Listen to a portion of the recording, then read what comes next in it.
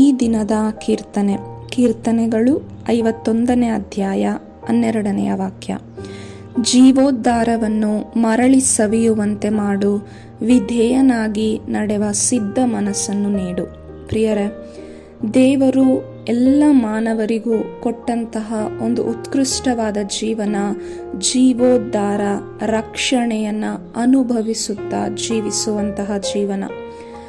ನಾವು ಈ ಒಂದು ಬೈಬಲ್ ಗ್ರಂಥದಲ್ಲಿ ಓದುವಾಗ ಹಳೆಯ ಒಡಂಬಡಿಕೆಯಲ್ಲಿ ಆದಾಮ ಪಾಪ ಮಾಡಿದಾಗ ಈ ಜೀವೋದ್ಧಾರವನ್ನು ಕಳೆದುಕೊಂಡ್ರು. ಆದರೆ ಯೇಸು ಕ್ರಿಸ್ತರ ಮುಖಾಂತರವಾಗಿ ದೇವರು ನಮ್ಮೆಲ್ಲರಿಗೂ ಮತ್ತೊಮ್ಮೆ ಈ ಜೀವೋದ್ಧಾರವನ್ನು ಅನುಭವಿಸುವಂತೆ ಮಾಡಿದ್ದಾರೆ. ನಾವು ಪಾಪದ ಸಂಬಳ ಮರಣ ಅನುಭವಿಸದೆ ಯೇಸು ಕ್ರಿಸ್ತರ ಮುಖಾಂತರವಾಗಿ ರಕ್ಷಣೆಯನ್ನು, ಪ್ರೀತಿಯನ್ನು, ಅನುಗ್ರಹವನ್ನು, ಆನಂದವನ್ನು ಅನುಭವಿಸುವಂತಹ ಒಂದು ಕೃಪೆಯುಳ್ಳ ಜೀವಿತ ದೇವರು ನಮಗೆ ಕೊಟ್ಟಿದ್ದಾರೆ.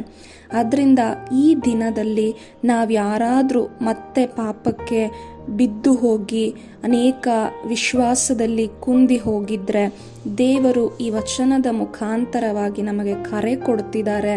ನಾವು ಕೂಡ ನಮ್ಮ ಪಾಪಗಳನ್ನು ಒಪ್ಪಿಕೊಳ್ಳುವಾಗ ದೇವರ ಮುಂದೆ ಪಶ್ಚಾತ್ತಾಪ ಪಟ್ಟು ಈ ಒಂದು ಪ್ರಾರ್ಥನೆಯನ್ನು ಮಾಡುವಾಗ ಮತ್ತೊಮ್ಮೆ ಅನುಭವಿಸುವಂತೆ ದೇವರು ನಮಗಾಗಿ ಜೀವೋದ್ಧಾರದ ಮಾರ್ಗವನ್ನು ತೆರೆದಿಟ್ಟಿದ್ದಾರೆ.